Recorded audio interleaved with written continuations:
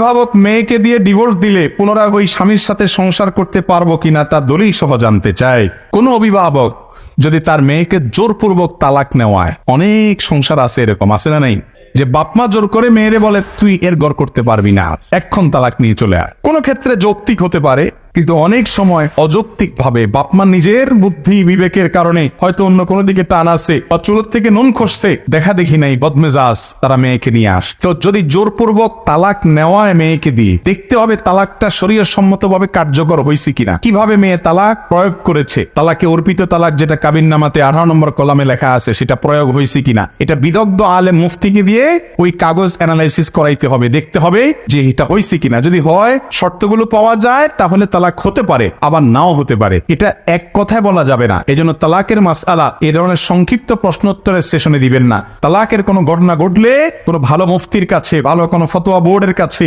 ভালো কোনো আলেমের কাছে গিয়ে বিস্তারিত বলে ওই তালাকনামার কাগজে কি লেখা ছিল, কাবিননামা কি লেখা ছিল, সেটা পাওয়া গেছে কিনা, শর্ত হয়েছে কিনা, সব ঠিকঠাক হয়েছে কিনা, তালাক হয়েছে কিনা, তারপরে নিশ্চিত হবেন। এরকম আমরা আলাদা করে বলতে পারবো না। তবে হ্যাঁ, যদি যথাযথ নিয়মে অর্পিত তালাক বা তালাকের তাফবিজ ওই মেয়ে নিজের প্রতি নিজে গ্রহণ করে, তাহলে ডিভোর্স হতে পারে। অভিভাবক ফুসলাইছে কিনা, বুঝাইছে কিনা, সেটা দেখার বিষয় না। বিষয় হলো যে তালাকটা সঠিক পদ্ধতিতে প্রয়োগ হয়েছে কি হয় নাই। যদি হয়ে থাকে তাহলে ঠিকই তালাক হয়েছে, আর না হলে হয় নাই। অতএব এটা দেখতে হবে যে কিভাবে তালাক দেওয়া হয়েছে। তবে যেন তেন কারণে অভিভাবকরা, ছেলে হোক মেয়ে হোক, অনেক বাপ আছে ছেলেকে ফুসলায়, আরে এই মহিলারা ছেড়ে দে, কত মহিলা আছে চেয়ে ভালো মহিলা তোর বিয়ে করাবো, আছে না নাই? অনেক বাপ মা আছে মেয়েদেরকে ফুসলায়, আর তুই এর ঘর ছেড়ে দে, আমার ঘরে থাকবি, সারা জীবন থাকবি, খাবি। হ্যাঁ, যদি যৌক্তিক কারণে হয় সেটা তো ভিন্ন কথা, কিন্তু বেশিরভাগ ক্ষেত্রে দেখা যায় বাবা মা নিজেদের জেদ ক্ষোভ এগুলা মিটাইতে গিয়া ব্যয় ব্যয়নের সাথে গন্ডগোল হয়েছে, মেয়েকে নিয়ে আসছে আর দিবে না, আছে না নাই? খুব জঘন্য এবং খারাপ।